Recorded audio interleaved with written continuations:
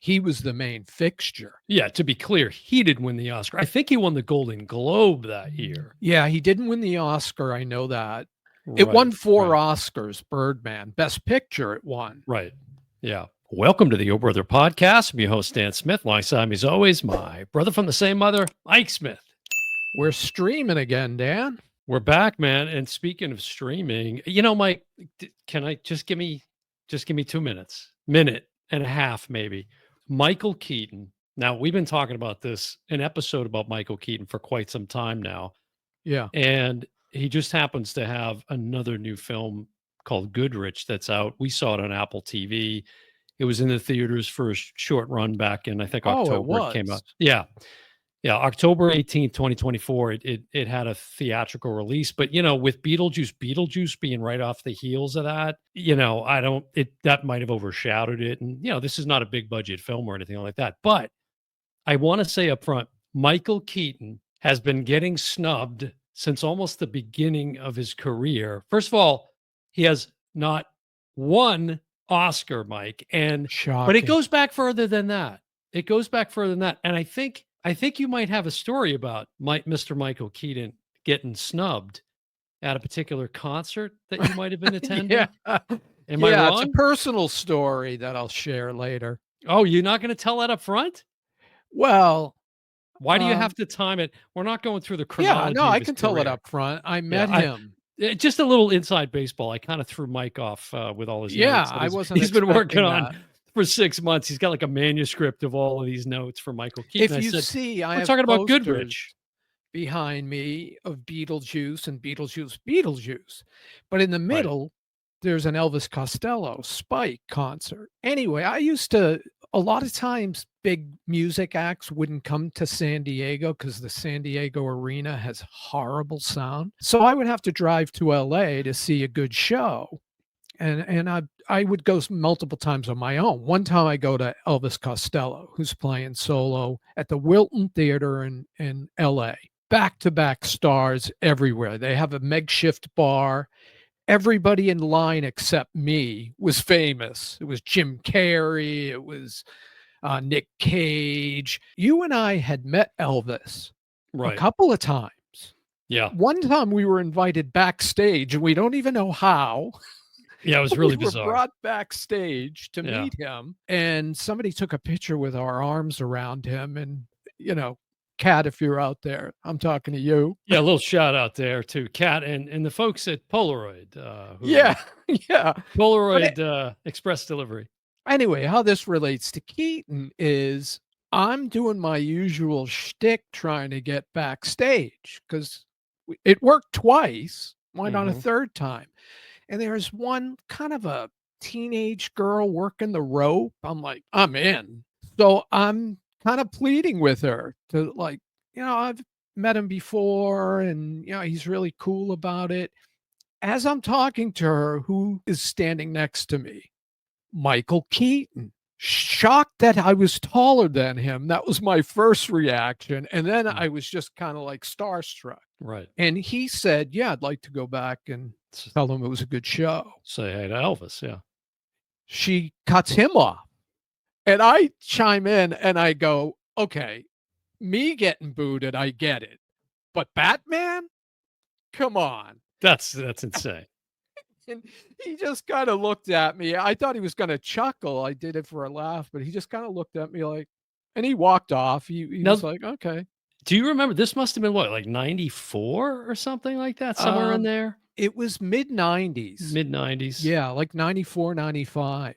Yeah, yeah. So, I mean, it's, still, obviously hugely popular then. And he's had kind of a rebirth, a resurgence in his career with, what does it go back to Birdman maybe is where that kind of kicks off? I never really thought of him as having a downtime. Right. I would agree with certainly that. Certainly Birdman that won the Oscar, and it was an ensemble cast, but he was the main fixture. Yeah, to be clear, he did win the Oscar. I think he won the Golden Globe that year. Yeah, he didn't win the Oscar. I know that. It won 4 Oscars, Birdman. Best Picture it won. Right. Yeah. And, you talked about snubs from the beginning. I think that was a perfect Mhm. example of one. I forget who won that year. And, the thing about Keaton too, he's one of these actors who, not that I can recall, has ever been embroiled in any sort of controversy. Seems like a very grounded guy. I mean, the story you just told, I think, speaks to that. He's just Yeah. very kind of unassuming and sort of one of the There's one people. nugget I'll have later on that surprised me, and we should point out his name is actually Michael Douglas, and he never legally changed it. Yeah, But at the time, to join the there union, happened to be another it Michael was another Douglas. Michael Douglas and Mike Douglas, who old people will remember had a Older talk show, people, older sure. people like me. So Uh, he went with Keaton. He was going through the phone book, came across K. Everybody thinks it was because of Buster Keaton or Diane Keaton. No, it yeah, was just just a K, and he said Keaton, and that was it. Yeah, and that was it. it, he's done. Is there any genre he hasn't tackled at this point? I mean, I think he's played, good guys, bad guys. I mean, I don't know that he's been in a. Sympathetic, Has he? I non-sympathetic. don't know that he's been in a western. That comes to mind, or like Yeah, I sci-fi, can't think of one. unless you put like Beetlejuice and that kind of thing. I But think I told you this once. Early in his career, him and Tom Hanks must be very close in age, mhm. and I used to confuse the 2 of them. I think Michael Keaton's first full feature film was Night Shift with Ron Howard. I can remember I would like, "Is that Tom Hanks or that other guy, Michael Keaton?" Mhm. And he was up for, a lot of the same roles as Tom Hanks. Well, for a split second, preparing for the conversation, I'm like, Mr. No, no, not Mr. Mom, bosom buddies. I'm like, no, that's Hanks. So That's it's like right, that's right. it is that confusion that you have. And You he know, did TV early on. right. I think you're right, Night Shift. I think that's 82, and then Mr. Mom comes out in 83, I believe. But Correct. and then 88 when Beetlejuice hits, which of course we've talked about Beetlejuice and Beetlejuice in one episode and how that film wasn't a smash hit out of the gate. But for us in 88, it was another film by Michael Keaton that really captured us, Yeah. probably even more than that film at the time, which was Clean and Sober. Such a great performance. And he could have had an Oscar at that point I for that agree. performance. That hasn't even gotten a Blu-ray release yet. And it's rotten on Rotten Tomatoes. Again, Wow. say what you will Right, about that. But right. it's rotten, and I if anybody that sees that film, and Morgan Freeman is Morgan co-star in that? Freeman. Right, Yeah, he right. plays the story is he checks into rehab, Mhm. really to avoid He's hiding getting out. caught by his company, Yeah, but he truly needed to be in rehab. He was a drug addict, yeah. and he was stealing from his company. Mhm. He checks into rehab. Morgan Freeman is the guy running the rehab, Right. and he wants no part of his He's not Morgan is not putting up with any sympathetic. shenanigans or No, whatever that he's pulling, right? He's on to him nope. from the very beginning. But it's interesting you would mention, or I guess that I would bring up Clean and Sober because it has relevance to this film Goodrich, which again is on Apple TV as of this recording. It's let me kind of go through the Yeah. tale of the tape here. Directed and written by Hallie Myers Shire, of course, starring Keaton as Andy, Mila Kunis, who was I thought she was brilliant in this film. Was she actually pregnant at the time of the No, I don't filming? think so. No, no. Wow, they did I great think that was job one of those making like her baby up. bump things. Yeah.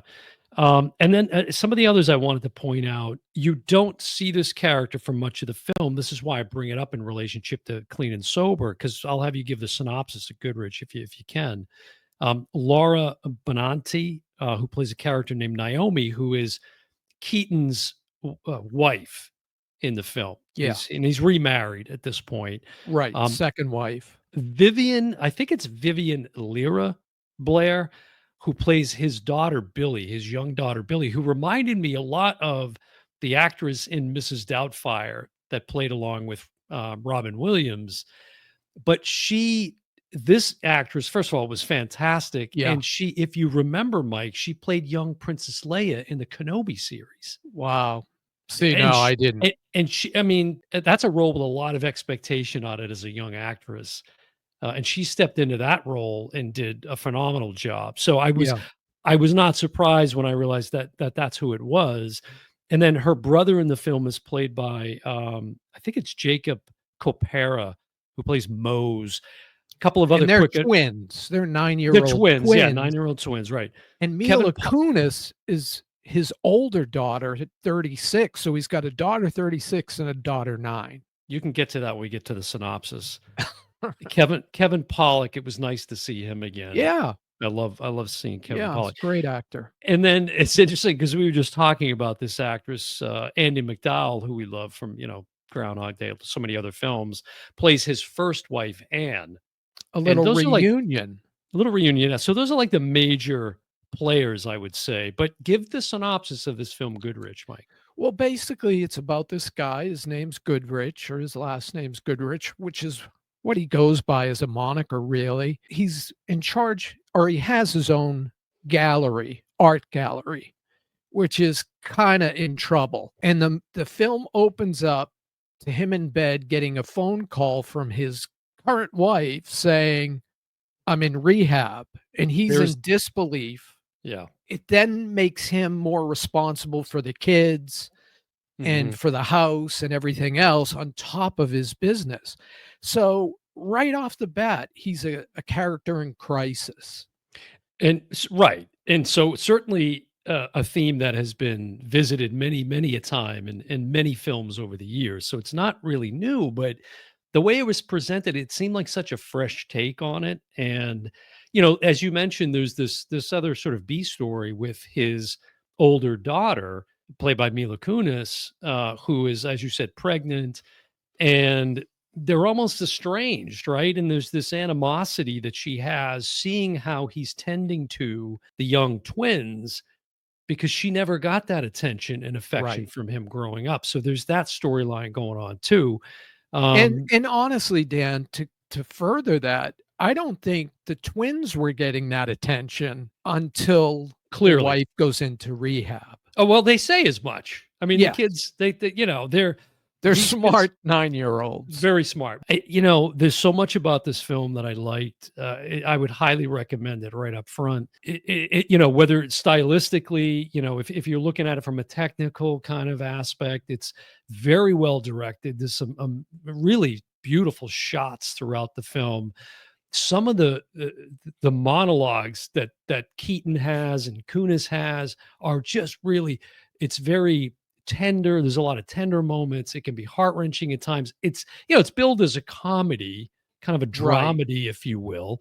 But there are some scenes. There's this one scene of Keaton in an elevator. No, he's not saying anything. And it's just this push in and this tight shot of him, so vulnerable, Yeah. and Keaton's a guy, from what, like the Pittsburgh area, I guess. I think he grew up Correct. around That's that where he area. grew up. His Kind of first gig was Mr. Rogers. That's right. And it seems like he's kind of, he's worn that. He looks fantastic for a guy of 73. Wow, I didn't But even know he was 73. he certainly doesn't appear to be someone who's, going every day to get some Botox injections. What you see is what you get type of thing with Yeah. him. He's very authentic. And, this film, there's a lot of that, like sort of real close up shots and some of his reactions to some of the other actors as they're, performing in a scene. It's so powerful. I thought everybody, if I had one negative about the film, Mike, it was, and I don't know if other people would feel this way too about seeing it, but it was like extraordinary people doing, with ordinary issues, right? Is kind of the sort of theme here.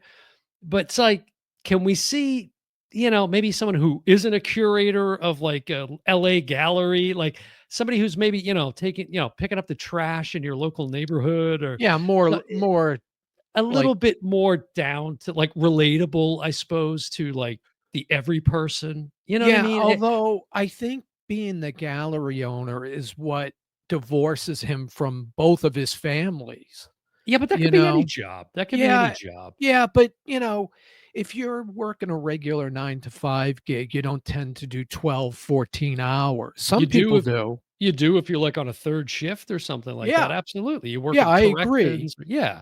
So, again, not a huge like, that wasn't a make or break, it was just but from the score, there's this beautiful piano score throughout the film too that I thought was really nice. I thought it was well edited, and again, the performances were just like Mila Kunis. Why are they both not nominated for this film is what I wanted to know. I was surprised that you said it got a theatrical release. I'm guessing Yeah. it didn't do a lot. No, it didn't. It's barely made $2 million. Yeah, and that doesn't surprise me, but I like the film as much as you do. Mhm. But I think it was a great streaming movie. Sure. And Keaton is the type of person, if I see his name on the marquee, I know I'm getting a good performance.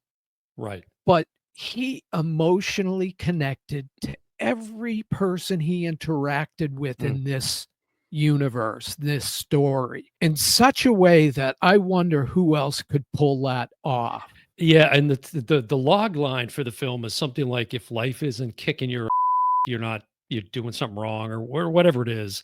And really that comes through it's sort of from start to finish. Like, he keeps getting kicked in the teeth everywhere he turns, and, he's certainly very blessed, but the way that his resilience, this Yeah, character's resilience is just phenomenal to see. As you said, he's so gracious in all of his exchanges with anybody that he interacts with.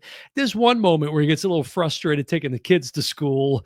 He's trying to argue to not have them get a tardy, that's on the right, record. that's right. Kind of a funny sequence. And that's where he meets this other character, who I thought this actor did a wonderful job too, who's the father of another. He's a parent of another young boy With named special needs. named Alex. Yeah, he's got And like he well, comes in late, and here's Keaton trying to and the woman's like, "Yeah, go ahead, you're yeah, you're good." fine. Turns out that the young kid has epilepsy, so Correct.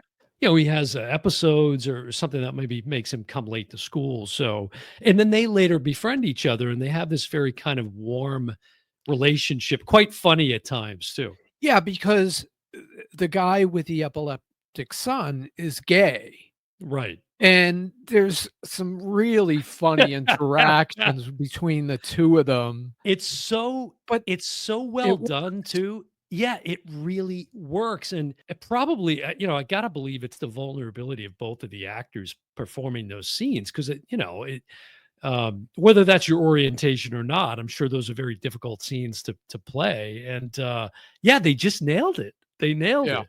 It was yeah. it was really well done. So, and Kevin Pollak is such a good dramatic actor. He's just kind of in the periphery here, but it was a good role He for him, adds I to the thought. story, He and does. how old is Kevin Pollak now? He's gotta be about 70.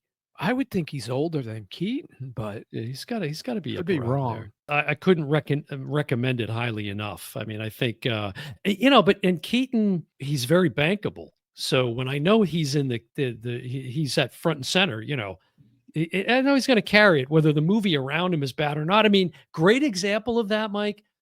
Keaton basically saved The Flash.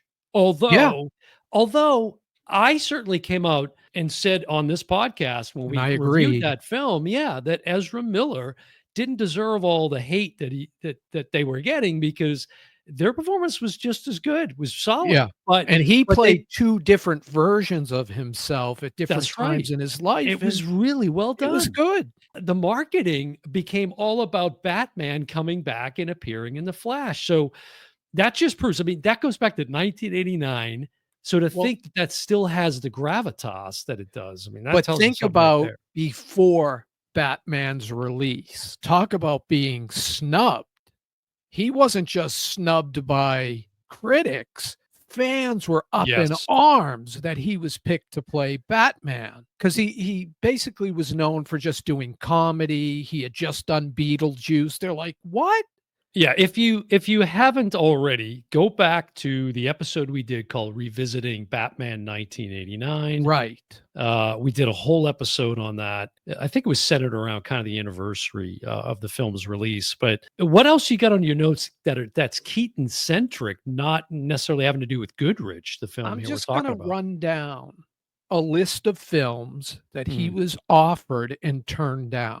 Oh, I like this. Yeah, Okay. this should be a new segment on the O Brother podcast Yeah. because you find some good ones And here. it's way longer, but I've shortened it. Yeah. So first, he was offered either Spengler or Venkman in the Mm, Ghostbusters. So okay. he could Yeah, have replaced Murray or makes sense. Harold Ramis. I could see that. Mystic River. He actually Mm. started to film that, but him and Clint had a falling out, Oh, is that right? I didn't know that. which I said to you earlier, there's one little hiccup. I can't see them not getting along, but Well, they had different visions. I can see that from Clint's side of the Maybe, equation. Yeah, maybe, but yeah. The Fly, he was cast Oh, as the Fly, of course. Brundlefly. Although I'm sure he would have pulled it off, but Jeff Goldblum, I mean, come on, He was fantastic. he was the right pick there. Splash, he was offered either brother, Well, there's the Tom Hanks thing Tom too, Hanks, right, right? Yeah, and yeah. John Candy was the other brother, but you could Don't have don't tell interchanged either one. Yeah. either one. Don't tell me you've had Scrooged on that list as well. No. Okay. Groundhog Day was on the list, though. Wow. Any of these Kong films I could see him in, Mike. Any of them. Right, right. Kong Yeah. Skull Island, the John C. Reilly part, if you remember, Okay. I don't because love, that's a pretty good Kong film it considering is, they use CGI for Kong. but very good decision on Keaton's part I there. think so. Whatever happened there. Yeah. He also started filming Purple Rose of Cairo with Woody Allen, and they Mm, disagreed. okay. So there's footage Okay. of him out there. Yeah. Here's one, Leap of Faith. Do you remember that film? Leap Steve of Faith. Martin Yeah, vaguely. plays Yeah. like a preacher. I think that's the right response when you say Probably, yeah, the right response.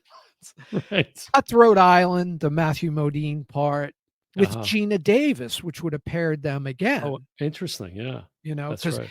because think about it, in the original Beetlejuice, he had no scenes with her. That's true. And what was it? Mr. Mom, right? No. Right? Wasn't that There's Mr. another Mom? film, but it wasn't no, that was, I thought Terry Garr, Terry Garr. oh, sorry. Right, right, right. And then Andy McDowell, was that Multiplicity? Multiplicity. Yeah, okay. But Yeah. that I'm gonna end there because What a that's great a what a big great enough list. list.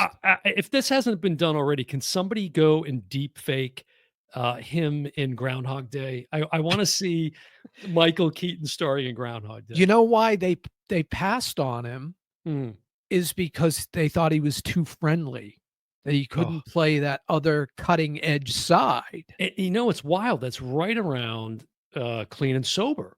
And Yes. clearly you see his dramatic chops like in Clean and Sober. You just took a Cor- trip and had a little bit of a run-in, not a run-in, but they kind of broke your luggage. Mhm. And there's a scene in Clean and Sober that for some reason sticks in my mind more than any other. And it's when he goes to the airport, he's trying to get out of Dodge and his credit cards are all get declined. And the Mhm. woman's like, decline, decline. He's like, well, will you take cat? And he gets so angry.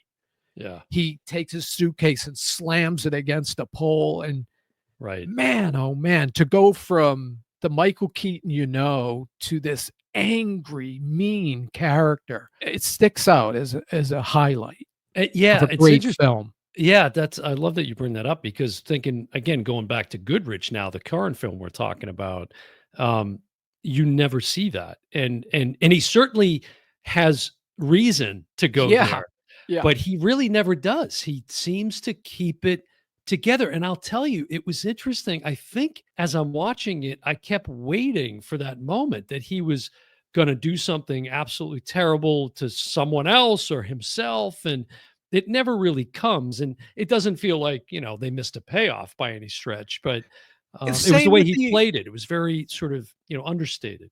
there were times where I think another actor might have emotionally overcommitted Mm, to certain sequences, mm, and he held his emotions right on the edge for most of this movie.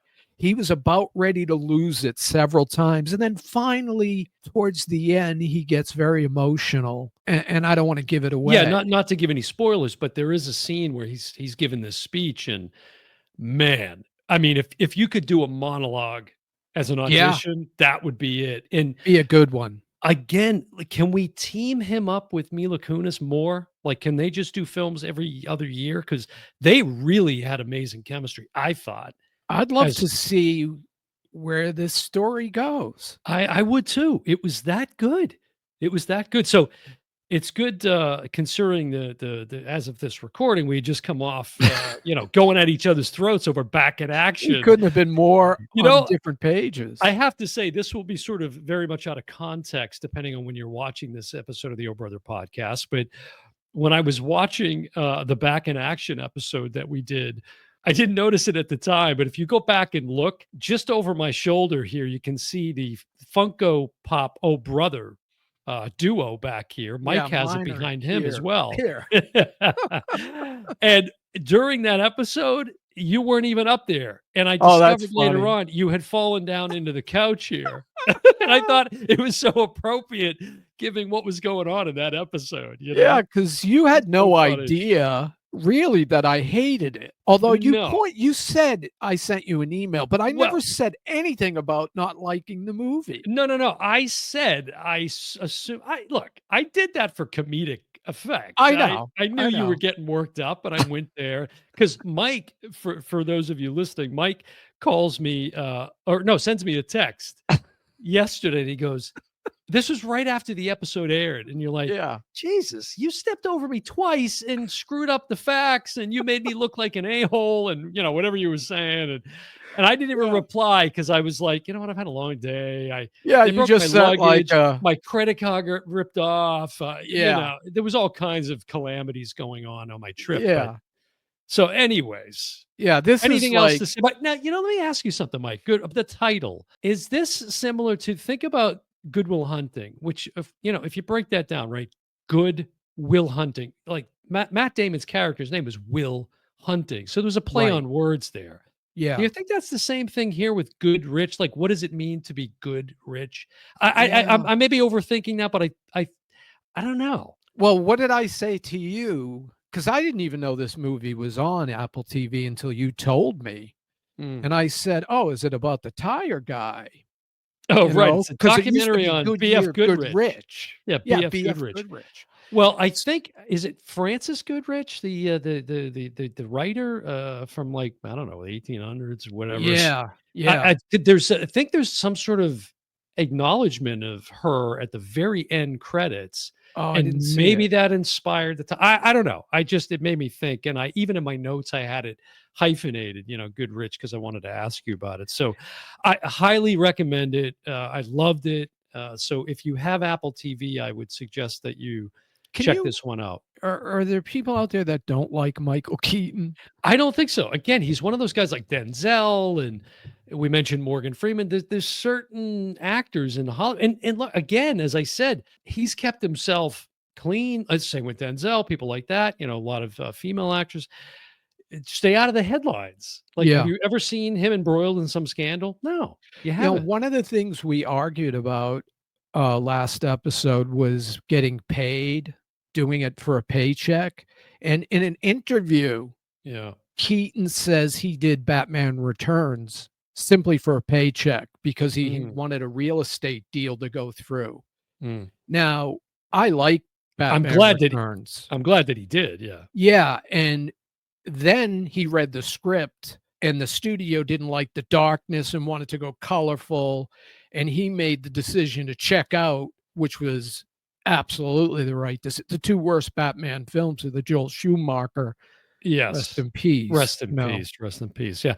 Yeah. Geez, that made me think of something. I lost my train of thought. But you know what was funny too, watching this film? Is, again, I don't know what it is. Those of you that know, like, cat psychology, let me know. But I have some of the funniest photos of my cat Ahsoka.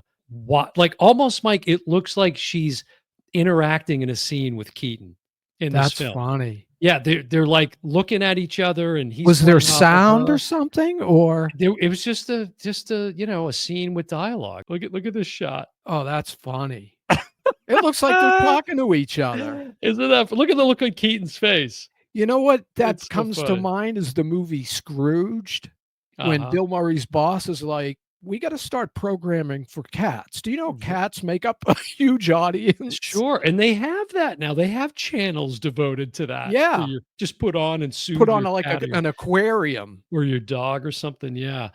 Well, look, I love it. I love Michael Keaton. I can't believe he doesn't have an Oscar already. And again, I think that goes back to you and I, like, why we just sort of have railed on the award shows on the podcast multiple times in the past, because it really at the end of the day is a little kind of meaningless, where a film like this is not nominated. And something you said about the theatrical run, you said, oh, it makes a great streamer.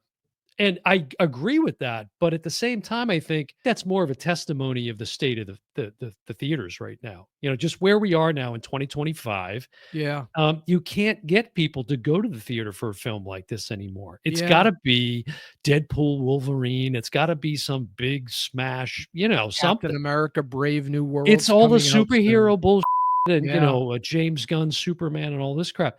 So it's kind of sad. I mean, I don't know, this certainly doesn't have to be seen on the big screen, but I don't think that's where we are anymore. But I think back to the days where, I went and I saw some of the most classic films like Kramer versus Kramer and Back to the Future in the theater, Return of the Jedi, in the yeah, like theater. Kramer versus Kramer is kind of an excellent, would that make it in the theater today? I don't think so. I don't I don't think think so so. And either. you talk about like Dustin Hoffman, Meryl Streep, you'll never find two better performances in a film. I agree. I mean, it will rip your heart out too. Yeah, I mean, it's just wow, what a film that is. But yeah, I don't think so. I don't think Yeah. it would. I And don't one think it last would. thing on Michael Keaton, whether it's him carrying the load like he did in Goodrich, he I think he was in every scene almost. Yeah, but I don't want to give short shrift to Mila Kunis. She was fantastic No, in this film. the whole cast, and They I were. They were include the all 2 really good. 9-year-olds or however old they really are, Wonderful actors. but Keaton can do it on his own, or he can do it in a film like Spotlight or Birdman. Yes, That's, an ensemble cast, and both of those right. films won the Oscar, yet That's Keaton's right. still without one. It just doesn't make any sense. Again, we did. I wanted to say, why does Michael Keaton not have an Oscar, or why he should, like we did with Tom Cruise? They both should have That's right. a golden statue on their mantle at this point, if that means anything I to mean, you what do or you gotta them. do? Yeah, what does the guy got to do over here? So, look, he's got several other projects in development. I don't think Batgirl will ever see the light of day, so we may It's not still ever see him. showing as upcoming, but we know it's done. It's in Yeah, the can, but James sure. Gunn has erased it from Mhm. everybody's memory. Why not sell it to Netflix? They'll pay. Yeah, he continues on his rampage to I'd just take love to down see the. him again as Batman. Yeah, me too. I think he could pull it off too at 73. But anything else to say about Goodrich or Michael Keaton for that matter on this somewhat of a I'm just devoted a episode? huge mark for him. There's a couple of movies that I didn't like that he did, but wow, they're way in the minority. I Yeah. mean, he's done like over 100 great performances, you Yeah, know? just kind of, at random pick one of his films off his filmography and you really be hard pressed to be let down, especially another plug for Clean and Sober. That's a great Great. film that I just don't think has gotten, And it's a drama, so don't expect it to be a funny film by it's a any heavy means. drama. Yeah, Yeah. it's a heavy drama for And if sure. Michael So, Keaton's watching, if you remember back in the Wilton Theater, I was trying to get you in. hey, isn't that the guy that tried to get me in to see Elvis? Yeah. At one point, there was a lounge and I was sat down next to Nick Cage, or he sat down next to me, Right. but he had a look on his face like, "Don't."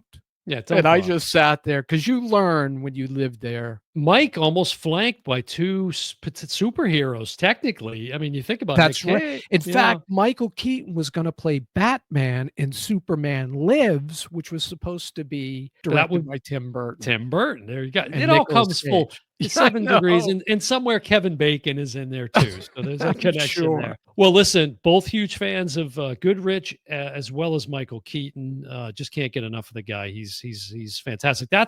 He is somebody I would like to have the chance to meet or interview. So maybe we'll get him on the podcast here. Who knows? But why Michael Keaton should have an Oscar? His performance in Goodrich alone should earn him that recognition, if not for the many films that he's been God, stellar I in. could point So out at least half a dozen. yeah, for sure. All right, Mike. There you go. It's another episode in the books. Why Michael Keaton should have an Oscar. A little bit of a heavy focus on this latest film, Goodrich.